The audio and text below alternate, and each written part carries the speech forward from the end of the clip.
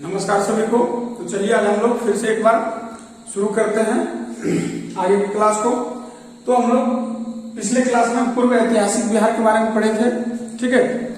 पूर्व ऐतिहासिक बिहार के बारे में, और सबसे लास्ट कहां पे किए थे कि 800 ईस्वी पूर्व, ठीक है, बिहार की वर्तमान बिहार की भौगोलिक क्षेत्र की चर्चा 800 ईस्वी पूर्व में, ठीक है, 800 ईस्वी पूर्व में रचित कौन सा शतपथ ब्राह्मण,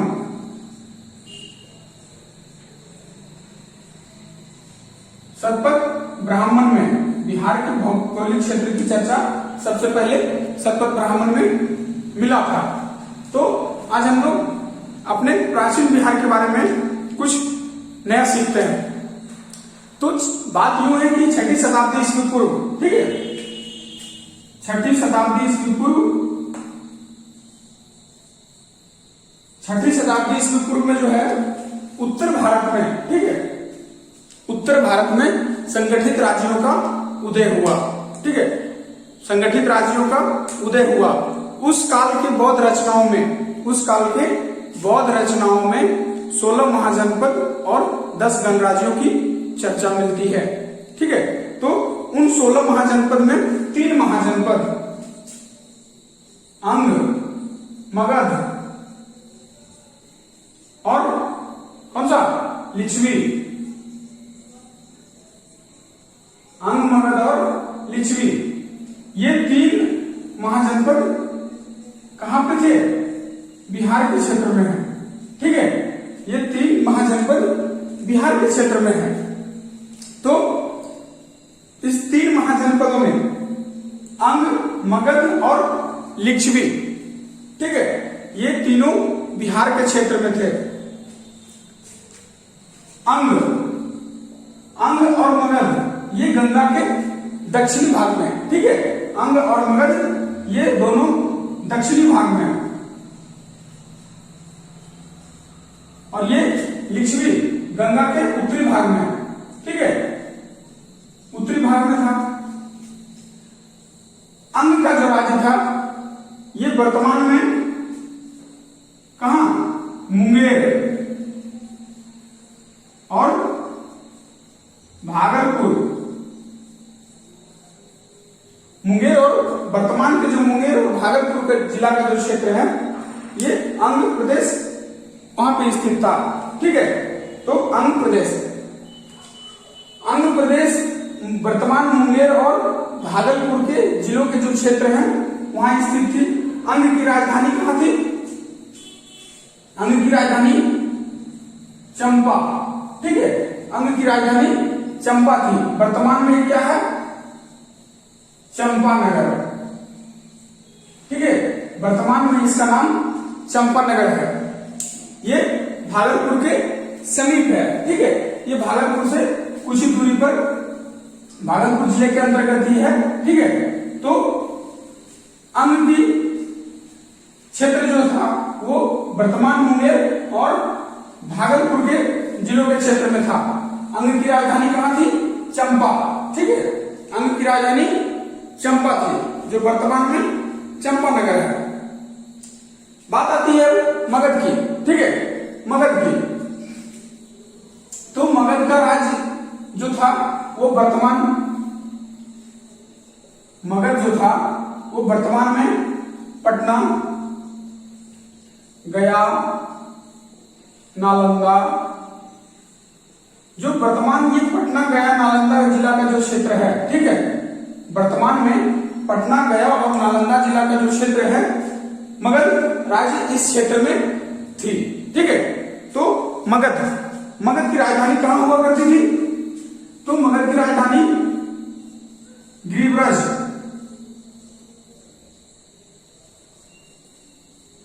या फिर राजगृह, ये दोनों नाम से जाने जाते थे। ये कहां है? तो वर्तमान राजगीर, ठीक है, वर्तमान राजगीर का जो क्षेत्र है ये मगध की राजधानी हुआ करती थी। मगध का क्षेत्र जो था पटना, गया, नालंदा जिलों के क्षेत्र में स्थित थी, ठीक है। और मगध के राजा उस समय जरासंध हुआ करते थे। ठीक है, मैं मगध की चर्चा और विस्तार से करूंगा, लेकिन उसके पहले एक और महाजनपद हमारा था, जो कौन सा था? लिच्छवी। लिच्छवी, ठीक है। लिच्छवी का जो क्षेत्र था ये वर्तमान वैशाली और मुजफ्फरपुर, ठीक है, मुजफ्फरपुर का जो क्षेत्र था ये अभी का जो वर्तमान मुजफ्फरपुर और वैशाली जिला का जो क्षेत्र है उस क्षेत्र में लिच्छवी गणराज्य थी, लिच्छवी महाजनपद का क्षेत्र था। लिच्छवी की राजधानी वैशाली हुआ करती थी, ठीक है, लिच्छवी की राजधानी वैशाली हुआ करती थी। क्लियर है यहां तक? लिच्छवी की राजधानी वैशाली हुआ करती थी। ये कहां थे? गंगा के उत्तरी भाग में, ठीक है, ये गंगा के उत्तरी भाग में थी। और जबकि अंग और मगध ये दोनों दक्षिणी भाग में, ठीक है। अंग की राजधानी कहां थी? चंपा, जो वर्तमान में चंपानगर के नाम से जानी जाती है, ठीक है। ये मुंगेर और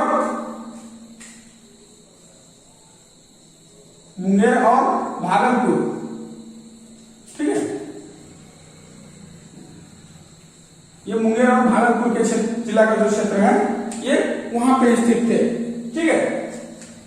तो हम लोग मगध के बारे में थोड़ा विस्तृत जानकारी लेते हैं, ठीक है। क्योंकि मगध के बारे में क्यों विस्तृत जानकारी लेते हैं? क्योंकि आने वाले समय में, ठीक है, मतलब उस समय जो था, उस समय में मगध जो था सबसे शक्तिशाली राज्य था।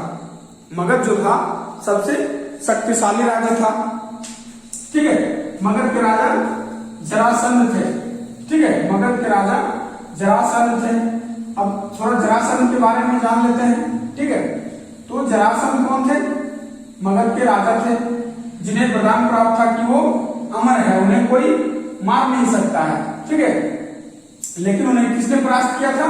तो भीम ने परास्त किया था, ठीक है। मगध के राजा जरासंध को किसने? भीम ने परास्त किया था द्वंद्व युद्ध में, ठीक है। इनका उल्लेख जो है महाभारत में भी मिलता है, जरासंध का उल्लेख, ठीक है, महाभारत में भी मिलता है। तो भीम के साथ युद्ध हुआ, जरासंध परास्त हुए, पराजित हुए जरासंध को, ठीक है। उस युद्ध का क्या नाम था? द्वंद्व युद्ध, ठीक है, द्वंद्व युद्ध। जरासंध को भीम ने परास्त किया था द्वंद्व युद्ध में, ठीक है। ये हुआ कब था? ठीक है, इसका कहानी इसके पीछे है कि जब कौरवों और पांडवों के बीच, ठीक है, कौरवों और पांडवों के बीच हस्तिनापुर, कौरवों की राजधानी कहां हुआ करती थी? हस्तिनापुर।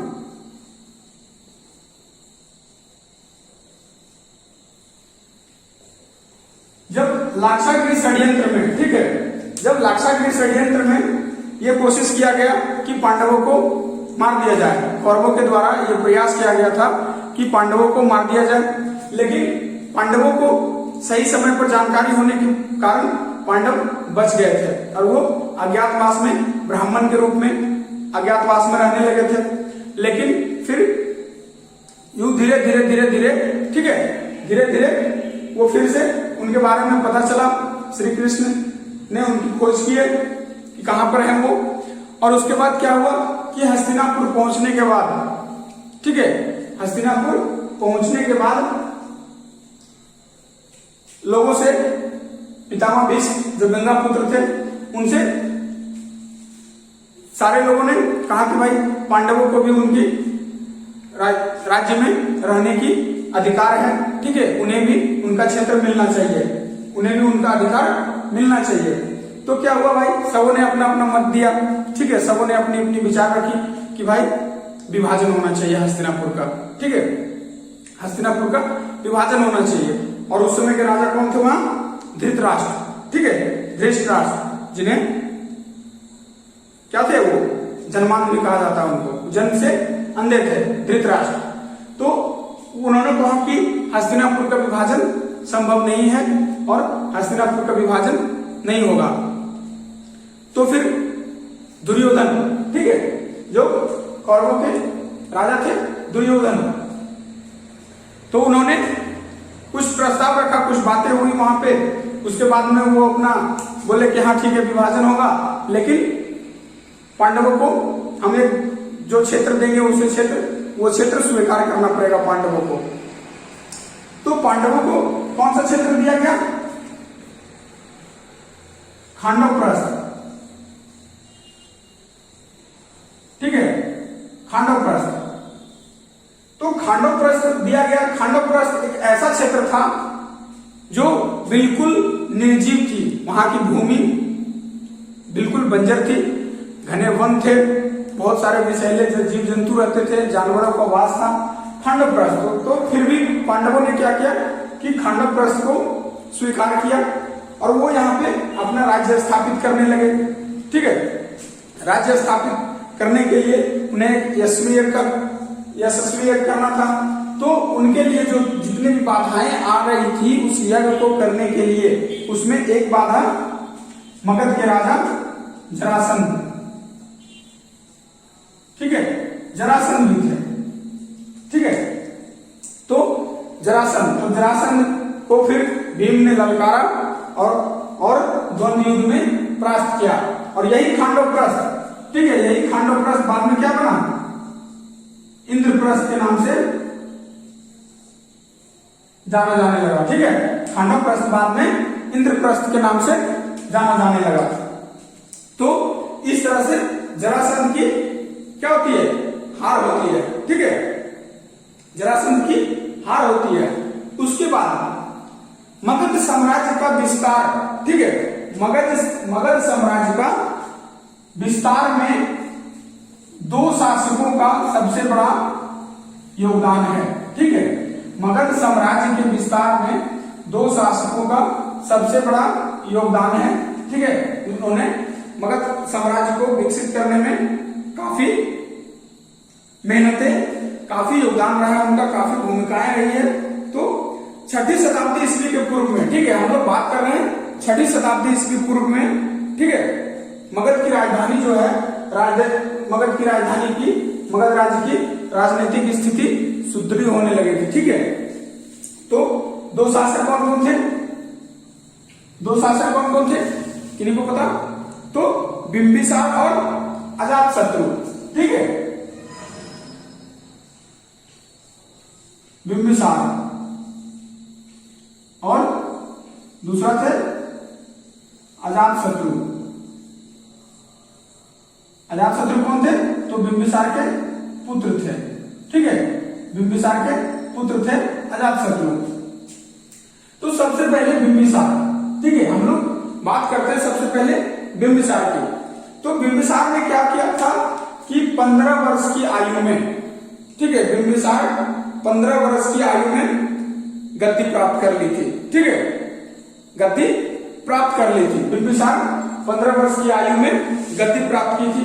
जब इनका राज्याभिषेक हुआ था तो उस समय ये 544 ईस्वी पूर्व की बात है, ठीक है, 544 ईस्वी पूर्व की बात है। और बिंबिसार जो है 50 साल से भी ज्यादा मगध पर राज्य किए, ठीक है, बिंबिसार जो है 50 साल से ज्यादा राज्य समय तक राज्य किए, ठीक है। ये 544 ईस्वी पूर्व से 492 ईस्वी पूर्व तक मगध पर शासन किया, ठीक है।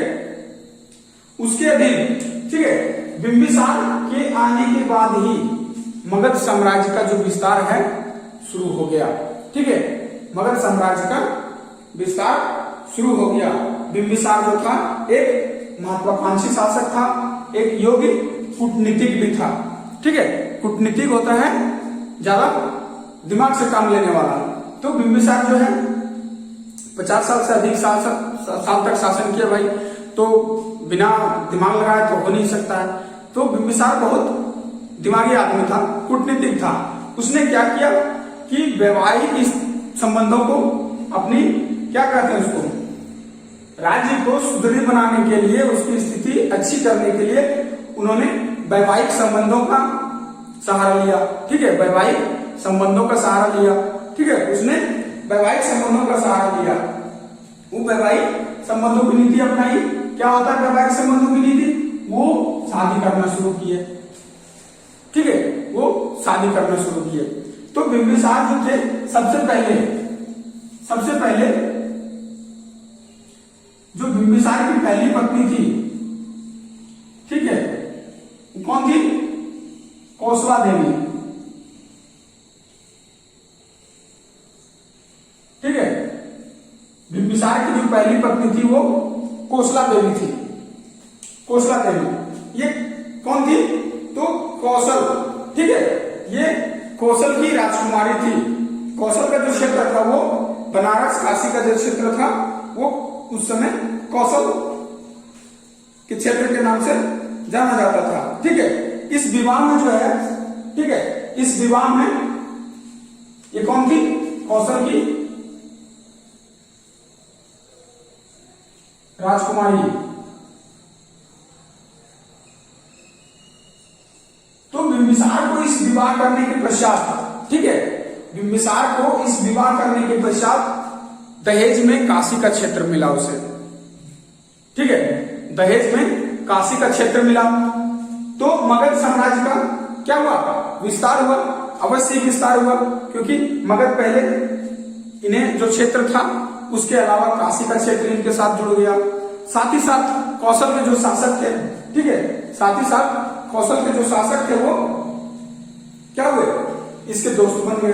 भाई संबंधी है तो दोस्त, तो भाई संबंधी अपना तो दोस्ती यारी निभाएंगे। ठीक है, अपनी दोस्ती निभाने लगे। तो क्या हुआ इनसे? बिंबिसार के पास जो अपनी सेना थी, ठीक है, उसके अलावे कौशल की सेना भी इनके साथ हो गई, क्योंकि भाई अब दोनों संबंधी बन गए थे तो दोनों एक दूसरे को मदद करने लगे। ठीक है, तो बिंबिसार काशी के क्षेत्र पे तो अपना आधिपत्य जमा लिया। ठीक है, उसके बाद क्या किया? वो उसकी दूसरी पत्नी, उसने दूसरी शादी की।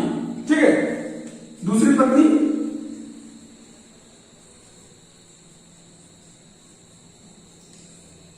कौन थी? चलन्ना। देखिए ये सब छोटा छोटा चीज है, लेकिन क्वेश्चन आता है। चलन्ना, ठीक है, दूसरी पत्नी चलन्ना थी। चलन्ना कौन थी? तो लिच्छवी की राजकुमारी थी। ठीक है, लिच्छवी शासक का जो परिवार था उसकी राजकुमारी थी। ठीक है, तो ये कौन थी? लिच्छवी की राजकुमारी।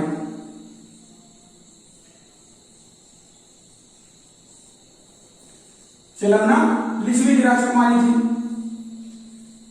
तो अब देखिए क्या हुआ कि काशी के क्षेत्र पर अपना अधिकार जमाने के बाद उन्होंने लिच्छवी शासक, ठीक है, वैशाली इनकी राजधानी थी, लिच्छवी की, जो महाजनपद लिच्छवी है उनकी राजधानी वैशाली थी।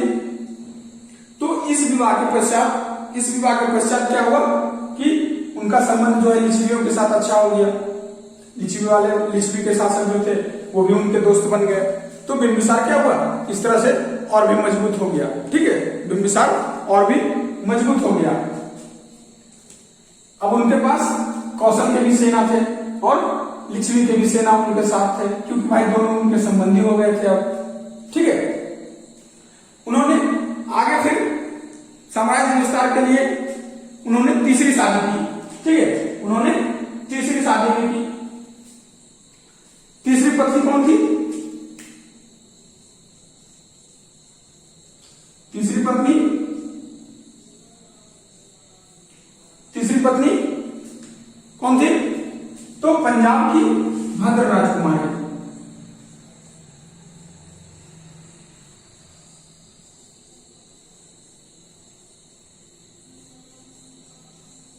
ठीक है, उन्होंने तीसरी शादी किया। किसने?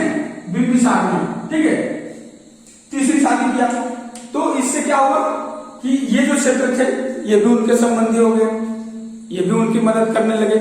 तो मगध साम्राज्य यहां से उठकर यहां तक चला आया था, इसका विस्तार यहां तक हो चुका था। ठीक है, अब ये कौन सा क्षेत्र होता है? पश्चिमी और उत्तरी भाग में। ठीक है, ये पश्चिमी भाग पे अपना कब्जा कर लिए, उत्तरी भाग पे भी अपना कब्जा कर लिए। ठीक है, उत्तरी भाग पे भी कब्जा कर लिए। उसके तत्पश्चात ये अब बहुत शक्तिशाली बन गए, क्योंकि भाई अब ये इनकी सेना अपने पास अलग थी, कौशल के भी सेना आ गई, लिच्छवी के भी सेना उनके साथ थे, और पंजाब के भी क्षेत्र के जो प्रांत थे उनकी सेना भी आ गए उनके साथ। तो ये अब बहुत शक्तिशाली हो गए। मगध पहले से शक्तिशाली था, इनके आने के बाद और भी शक्तिशाली हो गए। तो उसके बाद उन्होंने क्या किया? अपने पड़ोसी राज्य, मगध का पड़ोसी राज्य जो था अंग, ठीक है, मगध का पड़ोसी राज्य अंग पर उसने चढ़ाई कर दी। ठीक है, पड़ोसी राज्य अंग पर चढ़ाई कर दी। और क्या किया उसने? वहां के जो शासक थे, कौन थे उस समय? ब्रह्मदत्त। ठीक है, अंग के जो शासक थे ब्रह्मदत्त, उनका वध कर दिया। ठीक है, इतना शक्तिशाली होने के बाद पहले अपने साम्राज्य को बढ़ाया बिंबिसार ने, उसके बाद अपने पड़ोसी राज्य अंग पर चढ़ाई कर दिया। चढ़ाई करने के बाद अंग का जो शासक था उस समय ब्रह्मदत्त, उनका वध कर दिया। ठीक है, और फिर अंग पर भी अपना अधिकार जमाने लगा। ठीक है, बिंबिसार। तो बिंबिसार कब से कब तक शासन किए? 544 से 492 ईस्वी पूर्व तक। ठीक है, 544 से 492 ईस्वी पूर्व तक। हम लोग प्राचीन बिहार की बात कर रहे हैं। ठीक है, तो 492 ईस्वी तक, ईस्वी पूर्व तक बिंबिसार ने मगध पर शासन किया। लेकिन दुख की बात यह है कि मगध की जो मृत्यु हुई थी, ठीक है, मगध का जो अंतिम जीवन था वो बहुत ही दुखदायी था, बहुत ही कष्टकारी था, क्योंकि उनका जो पुत्र था, कौन था पुत्र? अजातशत्रु। उनका जो पुत्र था, सिंहासन की लालच में, ठीक है, सिंहासन की लालच में उन्होंने अपने पिता बिंबिसार को बंदी बना लिया।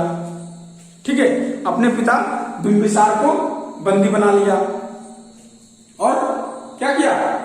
सिंहासन पर अधिकार जमा लिया। ठीक है, सिंहासन पर अधिकार जमा लिया। बहुत स्रोतों के अनुसार, ठीक है, बहुत स्रोतों में अजातशत्रु को पिता का हत्यारा भी कहा गया है। ठीक है, अजातशत्रु को पिता का हत्यारा कहा गया है। हालांकि जैन स्रोत सहमत नहीं होता है इससे। ठीक है, जैन स्रोत इस कथन से सहमत नहीं होता है। हालांकि बौद्ध स्रोत जो है अजातशत्रु को पिता का हत्यारा कहता है, लेकिन जैन धर्म का जो स्रोत है वो इसे नहीं मानता है। तो अजातशत्रु कब से कब तक शासन किया? तो 492 ईस्वी पूर्व। ठीक है, 492 ईस्वी पूर्व से लेकर 460 ईस्वी पूर्व तक।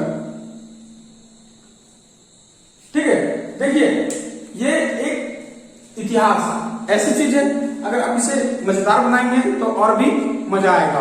तो इसे कहानी के रूप में सारा पढ़ डालिए, कहानी के रूप में सारे को खत्म कर दीजिए। तो बिंबिसार की कहानी यहां खत्म हो जाती है 492 ईस्वी पूर्व में। ठीक है, और अब शुरू होती है अजातशत्रु, उनके पुत्र की कहानी। ठीक है, तो अपने पिता का जो साम्राज्य था मगध, ठीक है, मगध का जो साम्राज्य था, साम्राज्यवादी नीति जो थी उनकी बिंबिसार का, उसको अजातशत्रु ने आगे बढ़ाया। कोई भी आता है तो अपना राज्य का विस्तार चाहता है कि भाई हमारा राज्य सबसे शक्तिशाली हो।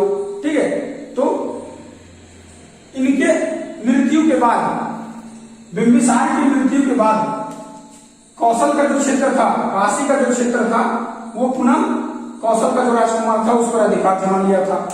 ठीक है, अजातशत्रु का मतलब अच्छा बिहेव नहीं देखकर, अच्छा व्यवहार नहीं देख करके वो फिर देखा कि भाई बिंबिसार अब मर गया, अब अजातशत्रु हमसे जीत नहीं सकता, हम फिर से अधिकार कर लेते हैं। तो उन्होंने कौशल पर फिर से अधिकार प्राप्त कर लिया था।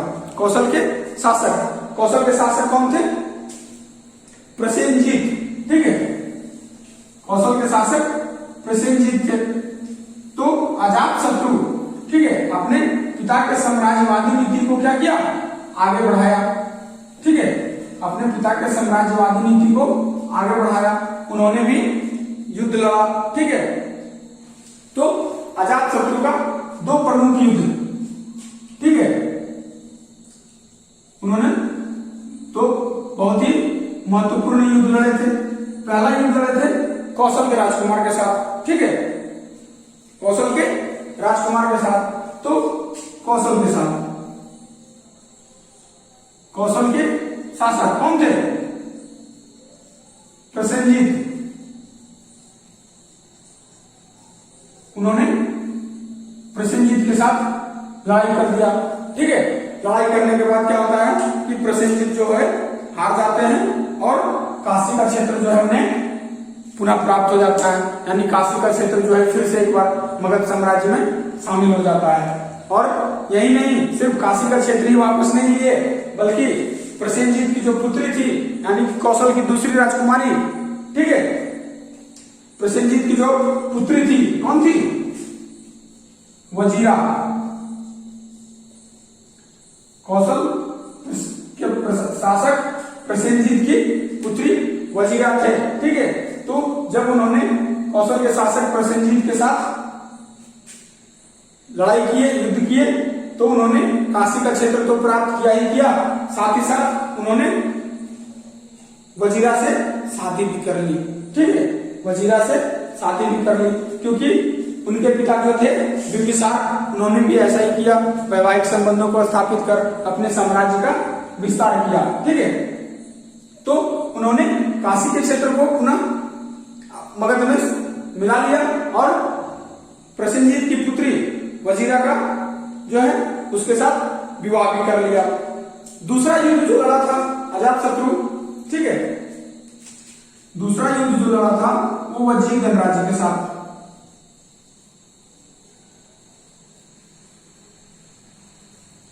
ठीक है, वज्जी गणराज्य के साथ दूसरा युद्ध वज्जी गणराज्य के साथ लड़ा था। ठीक है, ये कौन थी, वजीरा, प्रसेनजीत की पुत्री, कौशल की राजकुमारी, उनके साथ अजातशत्रु शादी कर लिए थे। और दूसरा युद्ध जो अजातशत्रु सबसे बड़ा युद्ध, सबसे महत्वपूर्ण युद्ध लड़ा था वो वज्जी गणराज्य के साथ। ठीक है, इसके लिए उन्होंने क्या किया कि गंगा, गंडक और सोन की जो संगम थी, ठीक है, गंगा, गंडक और सोन के संगम, उस पर ये सैनिक छावनी बनवा दिए। ठीक है, क्योंकि वज्जी गणराज्य जो थी वो गंगा के उस पार थी। ठीक है, वज्जी गणराज्य जो थी वो गंगा के उस पार थी।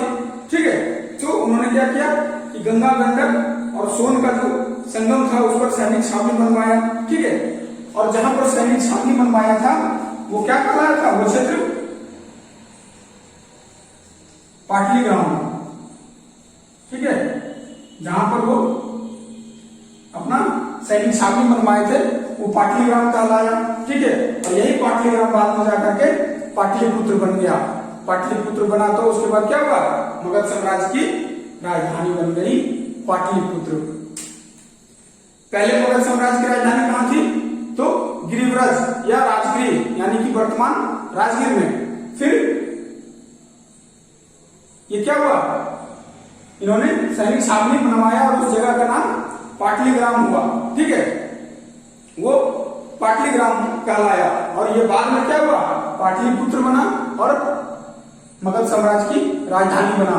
तो मगध साम्राज्य की राजधानी पाटलिपुत्र को सर्वप्रथम किसने बनाया था, तो वो हम आगे बता रहे हैं। अभी ये पाटलीग्राम जो है अभी राजधानी नहीं बनती है, पहले अजातशत्रु जो है वज्जी गणराज्य के साथ युद्ध करते हैं, अपना सैनिक छावनी बनवाते हैं। ठीक है, और वो पाटलीग्राम, इस जगह का नाम पाटलीग्राम देते हैं। ठीक है, उसके बाद अजातशत्रु जो था राजगीर में, ठीक है, अजातशत्रु जो है बौद्ध संगति का आयोजन कराया था।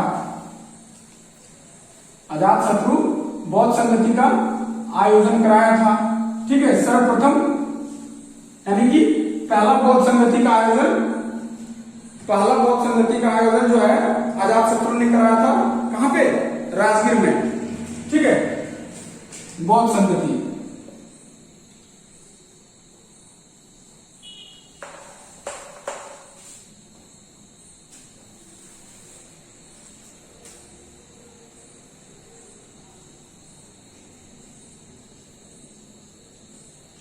बौद्ध संगति का आयोजन, ठीक है, पहला बौद्ध संगति का आयोजन कौन कराया था? अजातशत्रु। ठीक है, कहां पे?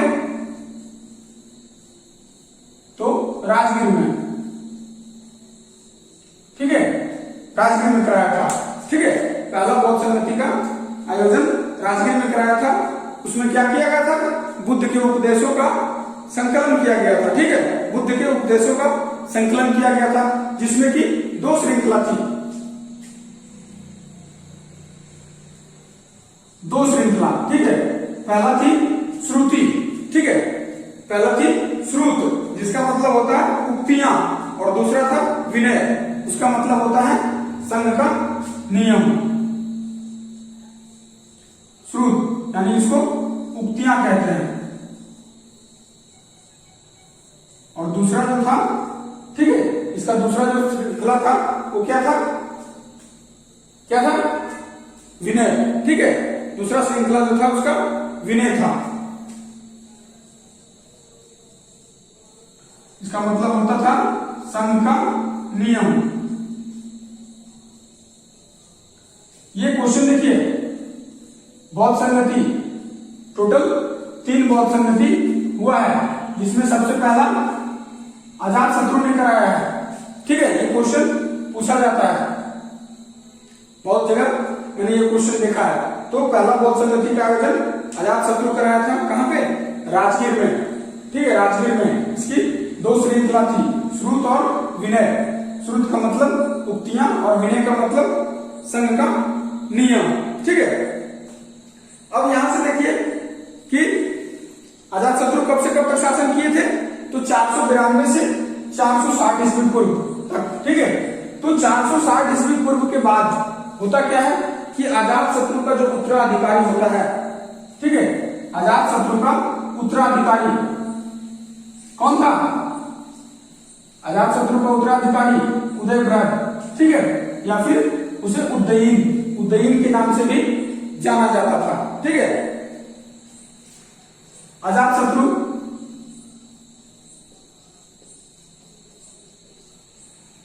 उत्तराधिकारी कौन था?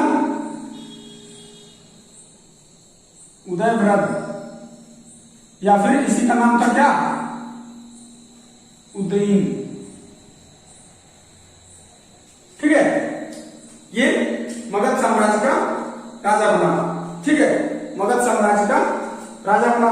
इन्होंने भी शासन किया। तो इन्होंने कब से कब तक? तो 460 ईस्वी पूर्व से लेकर कब तक पता है किन्हीं को? 460 ईस्वी पूर्व से लेकर 444 ईस्वी पूर्व तक। ठीक है, इन्होंने 444 ईस्वी पूर्व तक मगध पर शासन किया। ठीक है, और पाटलिग्राम जो पाटलिपुत्र बना बाद में, वो क्या था?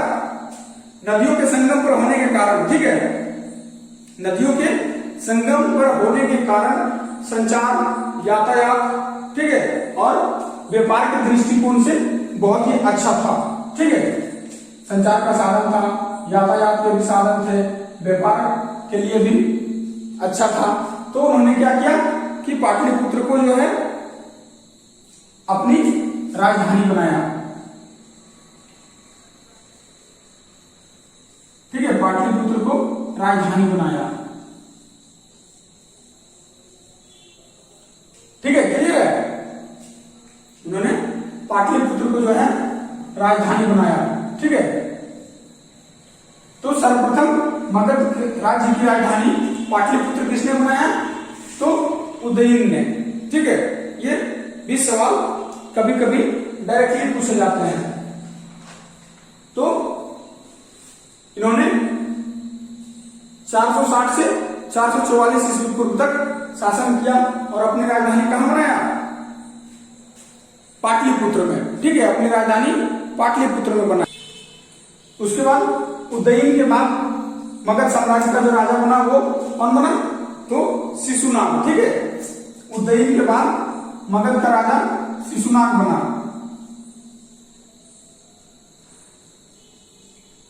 शिशुनाग उसने क्या किया कि मगध की राजधानी को, ठीक है, मगध की राजधानी को पाटलिपुत्र से हटाकर कहां, वैशाली में स्थापित किया, ठीक है। मगध की राजधानी पाटलिपुत्र से हटाकर वैशाली स्थापित किया। उसके बाद शिशुनाग के बाद जो होता है उसके उत्तराधिकारी, ठीक है, इसके उत्तराधिकारी,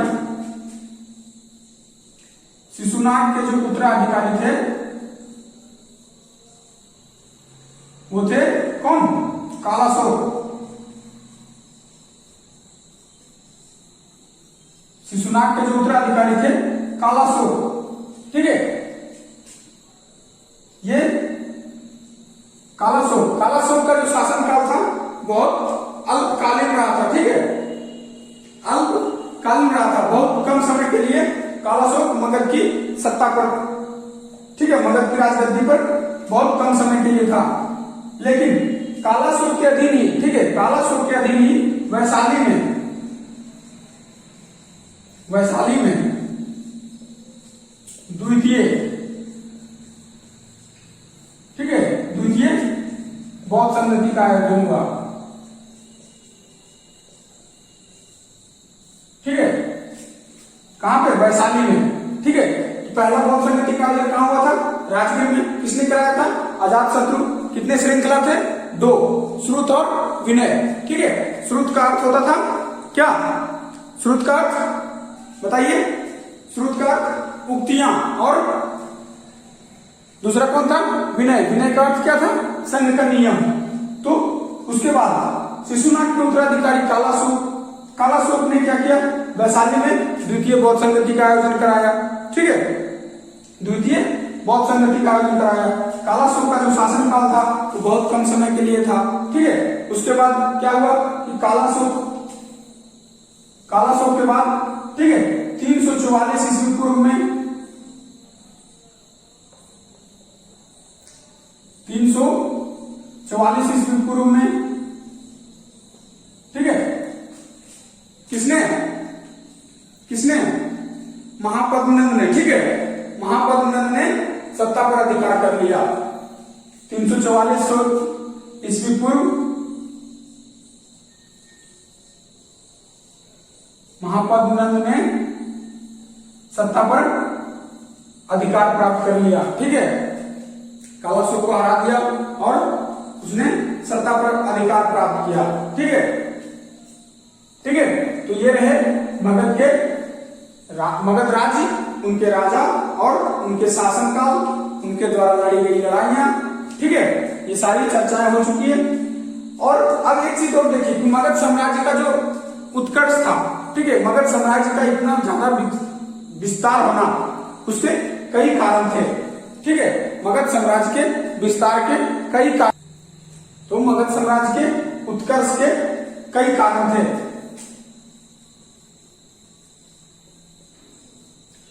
मगध उत्कर्ष के कारण यानी कि विस्तार यानी कि विकास करने का जो कारण था, ठीक है, विकास करने के क्या क्या कारण थे, तो यहाँ लोहे की खान थी, ठीक है, यहाँ पे लोहे की बहुत सारी खान थी।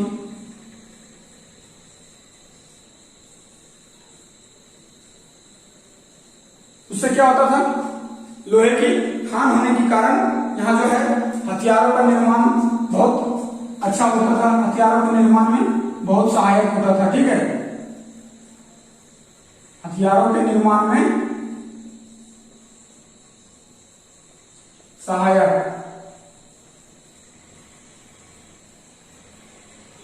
हथियार बनाने में दिक्कतें नहीं आती थी। दूसरा क्या कारण था, तो यहाँ की जो क्षेत्र था, यहाँ का जो क्षेत्र था, ठीक है, क्षेत्र जो था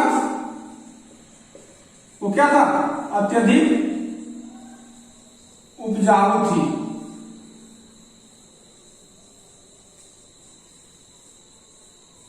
उर्वर, ठीक है।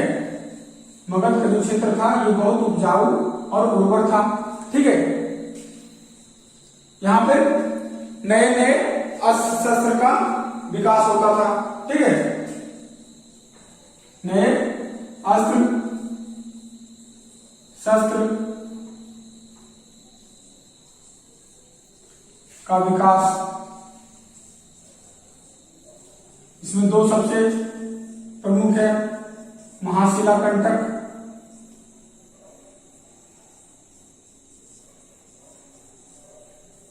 और रथ मूसल, ठीक है। और क्या कारण हो सकते हैं? लोहे की खान थी, जमीन उपजाऊ थे, नए अस्त्र शस्त्र का विकास होता था, तो इन सबों का क्या होता था फिर खरीद बिक्री, ठीक है। यानी कि यहां का जो व्यापार था वो सुधरी था,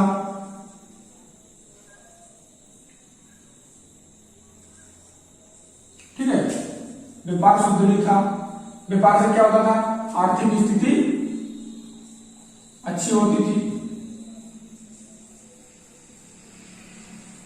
आर्थिक स्थिति अच्छी है। अब इनकम होगा, आमदनी होगा, तो आर्थिक स्थिति तो अच्छा होगा ही होगा, है कि नहीं? आर्थिक स्थिति अच्छा होगा ही होगा, ठीक है। उसके बाद अब हम लोग मगध साम्राज्य की कहानी यहीं खत्म होती है। इसके आगे प्राचीन बिहार में आता है मौर्य साम्राज्य, ठीक है। मौर्य साम्राज्य का उत्कर्ष होता है, ठीक है। मौर्य साम्राज्य का आगमन होता है, तो मौर्य साम्राज्य जो है वो 380 से 185 ईस्वी पूर्व तक मौर्य साम्राज्यों का आधिपत्य रहा है, ठीक है, अपने बिहार में। मौर्य साम्राज्य के संस्थापक चंद्रगुप्त मौर्य थे, ठीक है। तो हम लोग अगले क्लास में हम लोग मौर्य साम्राज्य के बारे में पढ़ेंगे, ठीक है। अगले क्लास में मौर्य साम्राज्य के बारे में हम लोग जानेंगे, ठीक है। कौन सा? मौर्य साम्राज्य।